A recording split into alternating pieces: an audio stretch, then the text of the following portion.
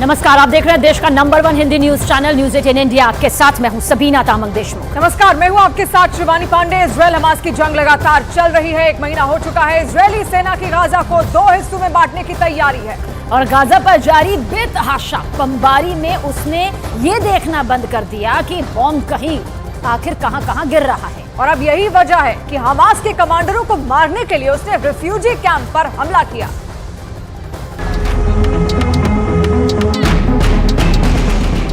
बहुत सी जगह लोग समंदर का पानी इस्तेमाल करने के लिए मजबूर हो गए हैं।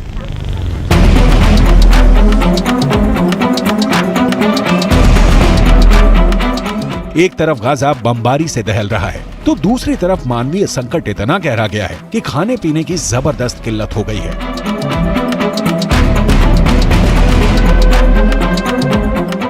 लोगों के पास समंदर के खारे पानी के अलावा कोई विकल्प नहीं बचा है।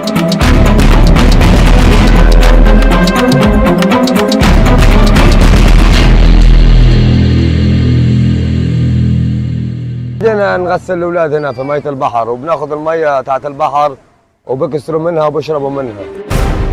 1 महीने की बमबारी और युद्ध के बीच गाजा कितना बदल गया है, ये समझने के लिए यहाँ की तबाही और तस्वीरें तो रोज आ रही हैं। इजरायल गाजा में इतना ज्यादा बमबारी कर चुका है कि उसकी तुलना हिरोशिमा जैसे 2 एटम बम से की जा रही है। गाजा में अब तक 10,000 से ज्यादा लोग मारे जा चुके हैं। इनमें 4,000 से ज्यादा बच्चे हैं।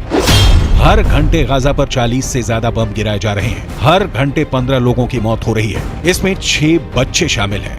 इजरायल की सेना अब उत्तरी गाजा को काटने के बाद हर गली में घूम रही है। उसका टारगेट साफ है, वो हमास के हर ठिकानों को तबाह करना चाहती है। इजरायल के निशाने पर हमास की सुरंग है, साथ में वो ठिकाने हैं जिनका इस्तेमाल हमास हमला करने के लिए करता रहा है। इजरायल का दावा है कि वो उत्तरी गाजा में हमास के 450 ठिकानों को पूरी तरह तबाह कर चुका है।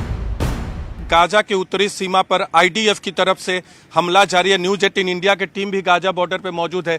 ये देखिए, अभी एक बार फिर लाइटनिंग की गई और जो गाजा से खबरें आ रही हैं, सबसे इंटेंस हमला आईडीएफ की तरफ से किया गया है। हवाई हमला भी किया जा रहा है, जमीन से हमला किया जा रहा है। पहले हमास ने कई वीडियो जारी किए और बताया कि कैसे उसके एंटी टैंक दस्ते इजरायल के टैंकों और बख्तरबंद गाड़ियों को टारगेट कर रहे हैं।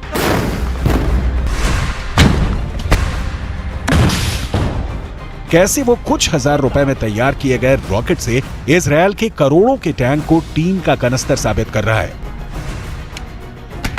ऐसे ही हमलों को काबू में करने के लिए इजरायल ने बड़ा गेम तैयार कर लिया है।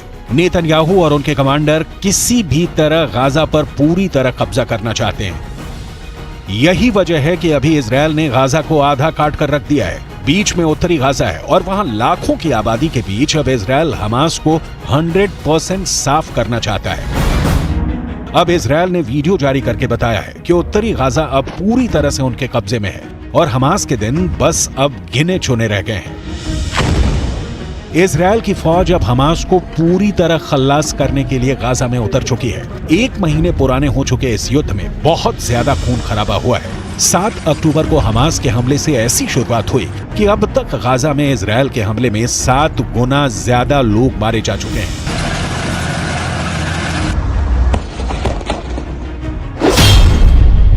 सात अक्टूबर को हुए हमले में इजरायल के करीब 1,500 लोग मारे गए। उसके बाद से अब तक गाजा में बमबारी से 10,000 लोगों की जान जा चुकी है, जबकि फिलिस्तीन के एक और हिस्से वेस्ट बैंक में 145 लोगों की मौत हो चुकी है। इन सबके बीच इजरायल के रक्षा मंत्री का दावा है कि हमास की बड़ी हार शुरू हो चुकी है। अभी तक इजरायल ने हमास के 12 कमांडर मार गिराए हैं और अब उसकी लिस्ट में अगला नाम सिनवार का है, जिसे इजरायल 7 अक्टूबर को हुए हमले का मास्टरमाइंड मानता है। वैसे अब नया प्रेशर एक बार फिर लेबनान बॉर्डर पर बनना शुरू हो गया है। लेबनान बॉर्डर यानी नया फ्रंट यानी युद्ध का फैलता दायरा, और बड़े दायरे का मतलब है कि ये लड़ाई वर्ल्ड वॉर में भी किसी वक्त तब्दील हो सकती है।